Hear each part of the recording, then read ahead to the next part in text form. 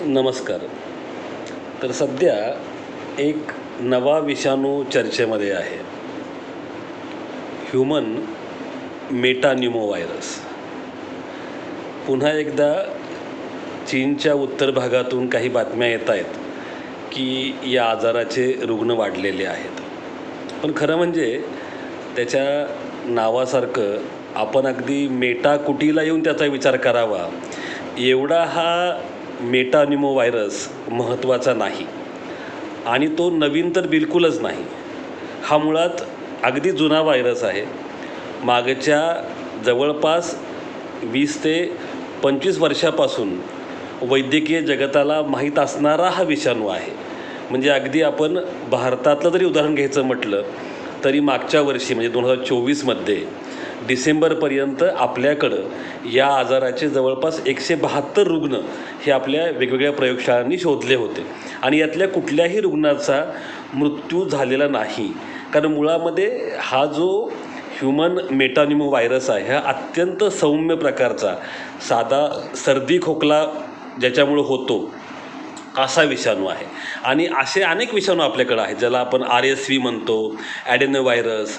तर यासारखे जे साधारणपणे हिवाळ्यामध्ये किंवा उन्हाळ्याच्या सुरुवातीला जे सर्दी खोकल्याचं प्रमाण वाढतं त्याच्याकरता जे जबाबदार विषाणू असतात त्या गटातला हा एक विषाणू आहे. त्यामुळं काळजी करायचं कारण नाही. मुळामध्ये काय होतं की या विषाणूमुळं जे इन्फेक्शन होतं, जो संसर्ग होतो तो श्वसनमार्गाच्या फक्त वरच्या बाजूला होतो. म्हणजे सर्दी खोकला.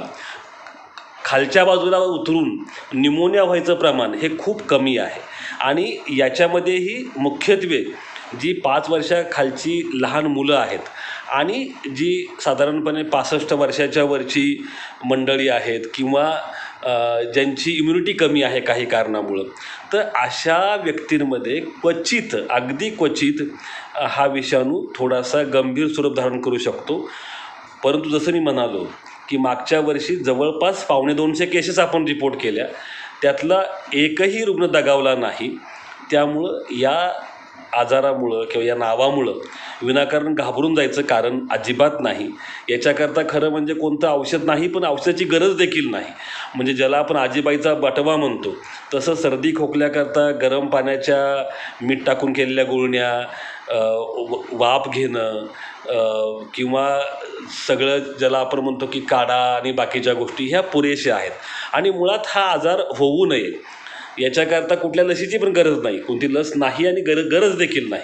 कारण हा इतका सौम्य स्वरूपाचा आजार आहे की साधी गोष्ट आहे की जे आपण गोष्टी करायचो की हात आपला वारंवार धुणं किंवा जर आपल्याला सर्दी खोकला असेल तर मास्क वापरूनच बाहेर जाणं किंवा जनसंपर्क कमी करणं, आपल्या डोळ्याला नाकाला पुन्हा पुन्हा सारखं हात न लावणं, या ज्या साध्या गोष्टी आहेत, आपला आहार चांगला ठेवणं, पुरेशी झोप घेणं, हे अगदी पुरेसं आहे. त्याच्यामुळं मुळामध्ये हा जो अवघड नावाचा हा विषाणू जो आलेला आहे ह्यूमन मेटान्युमो व्हायरस, नाव जरी अवघड असलं तरी बेटा हा विषाणू खूप साधा सोपा आणि सौम्य आहे. त्याच्यामुळं घाबरून जायची गरज नाही. अनेकदा माध्यमामधून आलेल्या बातम्या, व्हॉट्सअप याच्यामुळं आपण खूप विचार करू लागतो, परंतु हा विचार करावा असं बिलकुलच नाही. त्यामुळं बिनधास्त राहा. खरं म्हणजे पॅनिक शब्दसुद्धा वापरायची गरज नाही, इतका हा सौम्य आहे. त्यामुळे बिनधास्त राहा. त्याच्या अनुषंगानं सर्वेक्षण आणि बाकीच्या गोष्टी सरकारी यंत्रणा करतच आहेत. आपण फक्त एकच करायचं आहे की सर्दी खोकला होऊ नये याच्याकरता म्हणून आपण जी नेहमीची खबरदारी घ्यायचो तीच खबरदारी आपल्याला घ्यायची आहे. तेव्हा चिंता काळजी अजिबात नको.